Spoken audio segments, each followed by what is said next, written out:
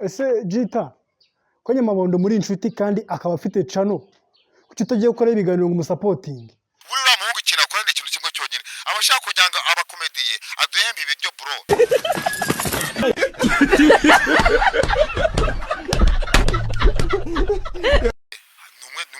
Numwe mu bantu dufite umuntu uza mu bumba ko tutufuriyensa ugize ngo iki mu bumba ko tutufuriyensa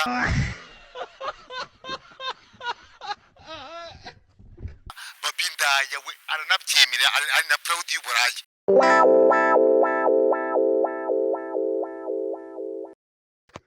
Ndagusuhuje nkwaye ikaze ndagarutse n'iki muringa wanyu mumaze kumenyera zanye tundi tuntu dushyashya. Uno munsi nazanye umuntu urenze umanza ngasuza abakecuru, abasaza, abagabo, abagore. Mumeze mute abana, urubyiruko, abakobwa, inkumi? Iyo bagarutse ndiki muringa nje noneho meze fresh, nzanye ikintu cya danje, nzanye ikintu kirenze. N'umuntu wihirinze, n'umusore wakoze, yabaye umukorodoniye, yabumbye amatafari, baramufunze, yanyweye urumugera rureka. N'ubu ngo barimo arasetsa abantu bavuze renda kuvamo, arabatwikira, baraseka cyane bagezeho basigaye bavuga ati uyu musore ni uwacu, ni uwa mbere. Bamwita bamwita G-Tough. Ni iniga, ni umusore mwiza, ni igikara, si mubi. G-Tough n'umunsi nashaka kuba ganira nawe tukaganira twumva ese G-Tough ameze ute, n'umuntu umeze gute, yumva gute, aza abantu gute. Yewe cy'umuringa mba naguteguriye nkubwira ati kanda subscribe ukoreshe ya ku bantu bose tuhamagare G-Tough mundi twiganirire.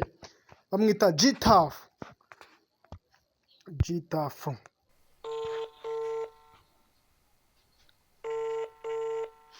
Bimeze bite G-Tough? G-Tough turi mu kiganiro tubaza abantu utubazo tugiye dutandukanye, turaguhamagara tukakubaza ukatubwira ukuntu ibintu byumva cyangwa ukuntu abantu bumva. Umuntu bita Gasuku uramuzi? Ntabwo namuyoberwa. Gasuku umuzi iki G-Tough? Gasuku rero ikintu cya mbere muziho ni umuntu ukunda kugira itiku muri social media, icyo kintu ngimuziho cyane muri social media ku bintu bijyanye n'amatiku. Icyo kintu uragisanga he? Kwa Gasuku. Ikintu cya kabiri muziho kugira aninda ya pe. What? Numwe mu bantu dufite umuntu uza mu bumba ko tutufuriyensa ugize ngo iki mu bumba ko tutufuriyensa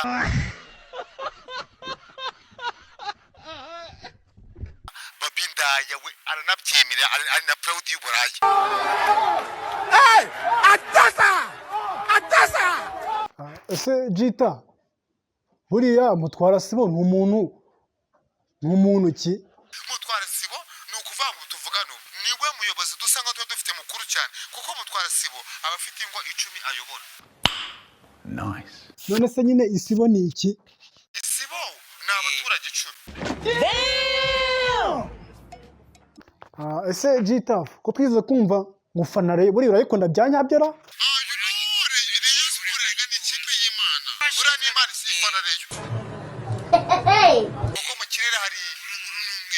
None se G-Tough kuri Yezu yambaraga ikanzu kandi yari umugabo.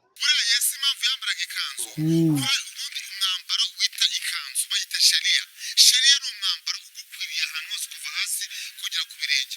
Niba binashobotse no mu isi yose akaba yambaye amakanzu. ugize ngo iki Isi yose akaba yambaye amakanzu. None se G-Tough ko tumaze iminsi tubona Nzovu mu matiku bavuga ngo yashatse n'umugore yasimbuje mu masandirine, ubibona gute? Kiriya kibazo Nzovu biriya bintu yarabitangaje mbere yuko ajya gushaka iranshinze.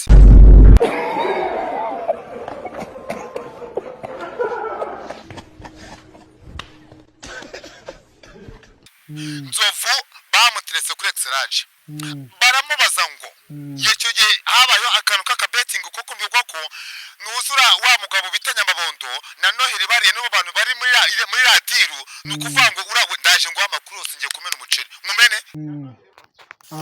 Ese G-Tough ko Nyamabondo muri inshuti kandi akaba afite channel kuki utagiye gukora ibiganiro ngo umusapotinge? Buri uriya muhungu ikintu akora ni ikintu kimwe cyonyine, aba ashaka kugira ngo abakomediye aduhembe ibiryo bro.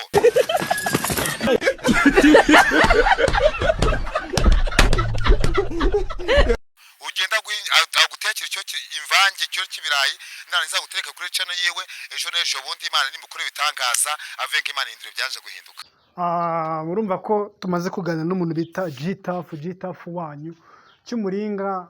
Tuzadukora utuntu tugiye tumeze neza turi fresh, mbazanira abasitari, mbazanira umuntu uwo ari we wese. Kora subscribe unasharinga abantu bawe ngiye cy'umuringa ndakagaruka mwitegure ngiye kubazana ibintu bishyashye byinshi cyane bye bye